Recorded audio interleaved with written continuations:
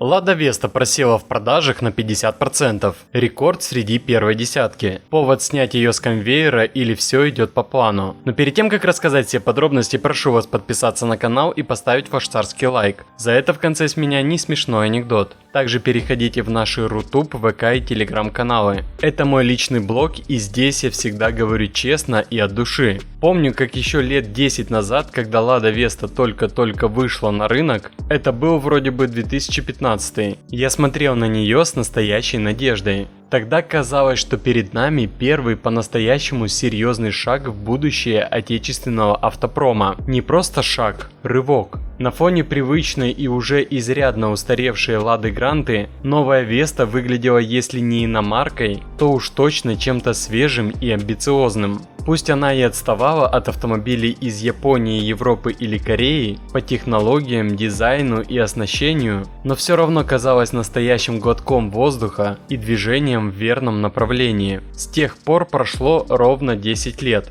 И если бы все пошло по благоприятному сценарию, то сейчас в салонах мы бы видели уже полноценное второе поколение Весты, созданное на новой платформе с улучшенным качеством, надежной электроникой, расширенными возможностями и современными опциями. По крайней мере, так это должно было быть. Но реальность, как это очень часто бывает, получилась совсем иной. Мы получили по сути легкий рестайлинг, в котором ощущается спешка, неуверенность и нехватка ресурсов. До сих пор не ясно, когда в машину вернут базовые функции, вроде нормальной климатической установки, и это на самом деле вызывает недоумение. Некоторые вещи вообще выглядят как нелепый шаг назад. Например, куда исчез металлический усилитель заднего бампера. Эта простая, но важная для безопасности конструкция была раньше и крепилась, насколько помню, двумя болтами. Она же элементарно усиливает кузов и влияет на пассивную безопасность,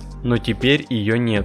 Зачем? И это еще не все. Вместо проверенной японской автоматической коробки передач, новая Веста получила китайский вариатор. Визуально и конструктивно он как будто копия предыдущего, но в нем обнаружились странные технические решения, которые явно не пошли на пользу. Этот вариатор склонен к перегреву, он пинается и в целом вызывает много вопросов. Если заглянуть в группы владельцев новой Весты NG, то вместо разговоров о дисках, подвеске или других элементах тюнинга, люди обсуждают, как починить или заменить то, что не работает. Например, ту самую лягушку. Деталь, выходящую из строя чуть ли не сразу после покупки. А ведь даже после замены она продолжает ломаться. Такое ощущение, что ее просто производят из крайне ненадежных материалов. И каждый день там обсуждают стуки в подвеске. Кто-то к ним уже привык. Кто-то ищет способы избавиться, а официальные дилеры, между прочим, называют это конструктивной особенностью. То есть стуки это нормально.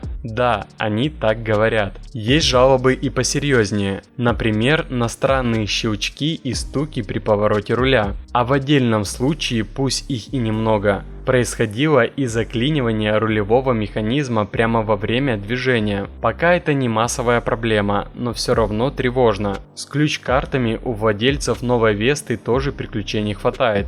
Видео и заметок по этой теме уже предостаточно. И все это реальные истории, а не чьи-то выдумки. Поэтому признаюсь, лично меня совсем не удивило, что по итогам прошлого месяца эта модель показала худший результат среди всех автомобилей из первой десятки. Формально Веста осталась на втором месте. Первую позицию по-прежнему держит Гранта с отрывом в 11 521 проданную машину, а у Весты 5871 за прошлый месяц. А для тех, кто планирует сэкономить до 40% на покупке автомобиля, используя лазейку в утильсборе, рекомендую обратиться в Hot Car Online. Ребята поставляют автомобили с аукционов Японии и внутренних рынков Южной Кореи и Китая с полным набором услуг от поиска и покупки до отправки, оформления и доставки в ваш город. Hotcar берет на себя подготовку всех документов, перевозку на судне, растаможку, ГИБДД, а вы получаете автомобиль, готовый к эксплуатации. Ознакомьтесь с базой отзывов и рекомендаций от клиентов, с которыми уже пройден этот путь. Контакты и ссылки оставил под видео, пишите или звоните, и вам рассчитают стоимость понравившегося автомобиля и расскажут, как получить выгоду до 40% с рынком РФ, а мы идем дальше. На третьем месте по продажам разместился Haval Jolion, китайский кроссовер с результатом 3606 проданных автомобилей. Но если сравнивать прошлый месяц прошлого года, то Vesta за год просела почти на 50%. А если быть точным, на 49,3%. Это худший результат по снижению продаж среди всех автомобилей в топ-10.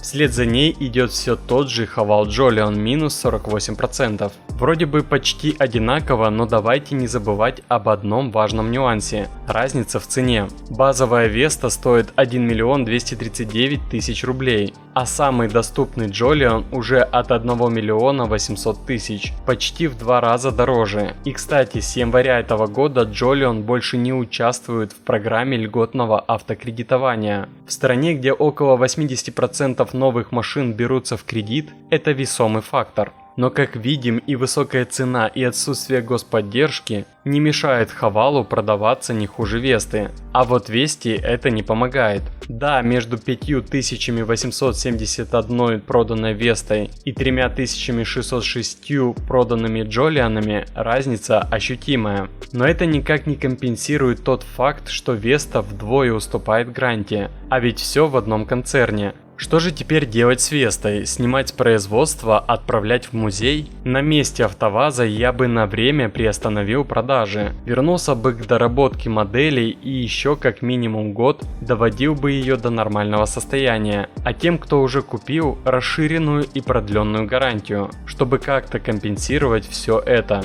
Но честно говоря, надежды на это немного. Менеджеры, думаю, и сами видят, что результат, мягко говоря, не тот, на который рассчитывали. Но где массовые сервисные компании? Где официальные заявления о решенных проблемах? Когда в 2015 году вышла первая Веста, именно так все и происходило. Была обратная связь, доверие. Сейчас же все выглядит куда более вяло. И как мне кажется, дело не в нежелании, а в невозможности. Просто нет других поставщиков, нет других вариаторов, нет более надежной лягушки. И вот продают то, что могут. Остается надежда на Искру, но ее пока собирают совсем малыми партиями, по десятку штук в день. О массовом производстве говорить не приходится, слишком рано. А что думаете вы, верите ли вы в новую Ладу Весту НГ? Или она и вас разочаровала так же, как меня? Как обычно, жду ваши комментарии под этим видео. Кстати, моя Гранта, выпущенная осенью 2021 года без ГЛОНАССа,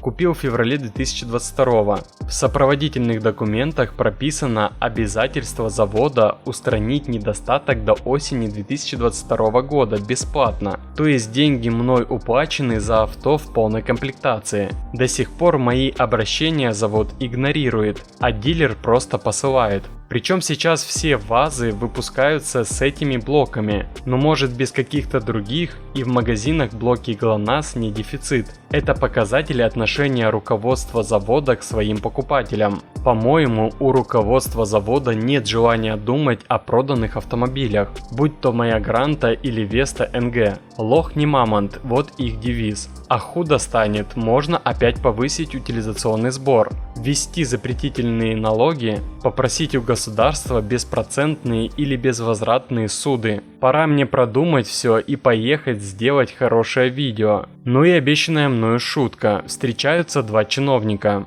Ты слышал, народ опять что-то хочет. Не волнуйся, сейчас телевизор им объяснит, что они этого не хотят. А больше автоновостей, инсайдов и юмора вы найдете в наших Рутуб, ВК и Телеграм каналах, ссылки в описании.